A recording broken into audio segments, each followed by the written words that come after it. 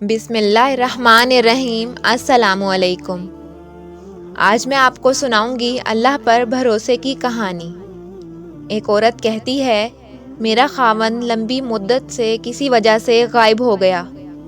اس وقت میں کم عمر بچی کی ماں بھی تھی اور ضعیف باپ بھی ہمارے ساتھ رہتا تھا۔ ہماری غربت اور مفلسی اپنی انتہا کو تھی اور اکثر اوقات ہمارے گھر کھانے کے لیے کچھ نہ ہوتا تھا۔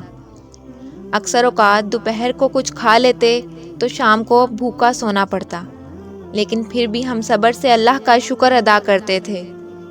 ایک دن بھوک اور افلاس نے ہمارا وہ امتحان لیا کہ اس سے پہلے کبھی نہیں لیا تھا۔ میری بیٹی کو شدید بخار نے آ لیا۔ بچی کا بخار اتنا شدید تھا کہ مجھے اپنی اور اپنے والد کی بھوک بھول گئی۔ ایسی بے کسی اور لاچاری بھی کبھی نہ دیکھی تھی۔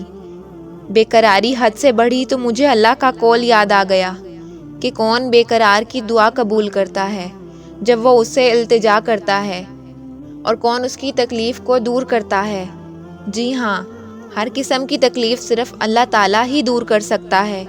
یہ سب سوچ کر میں اٹھی اور وضو کیا اور واپس آ کر بچی کے ماتھے پر پانی سے بھیگی پٹی رکھی اور اللہ کے حضور نماز کی ادائیگی کی اور ہاتھ اٹھا کر بچی کے لیے دعا کی اور اس کے ماتھے کی پٹی اتار کر دوبارہ بھگو کر رکھی اور ایک بار پھر اللہ سے دعا مانگی۔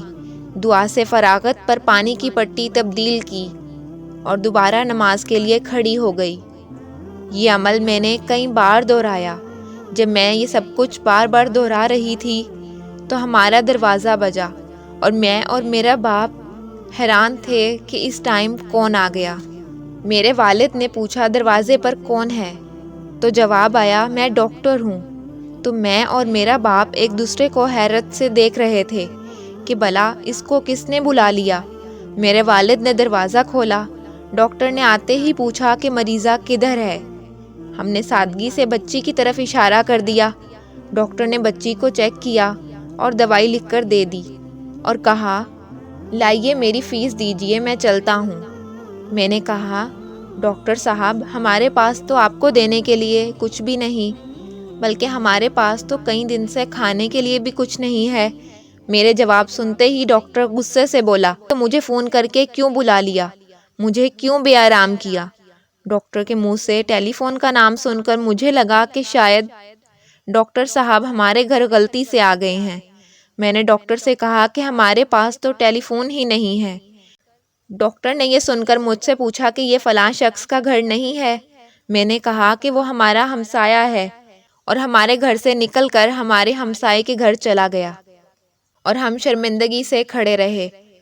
تھوڑی دیر گزری تھی کہ ڈاکٹر پھر سے آ گیا، آنکھوں میں آنسو اور روتی ہوئی آواز میں بولا، اللہ کی قسم، تمہارے گھر سے اس وقت تک نہیں جاؤں گا جب تک پوری کہانی نہ سن لے۔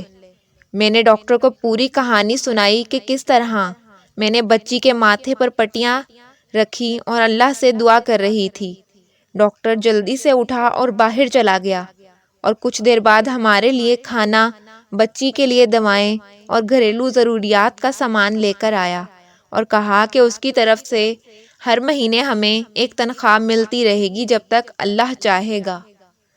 یہ ہے اللہ پر یقین کی کہانی۔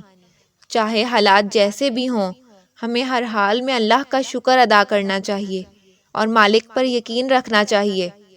جو لوگ اللہ پر یقین رکھتے ہیں، اللہ تعالیٰ ان کی مدد ضرور کرتا ہے۔ امید کرتی ہوں کہ آپ کو میری ویڈیو پسند آئی ہوگی۔ ویڈیو کو لائک کر دیں، چینل کو سبسکرائب کر دیں۔ جزاک اللہ۔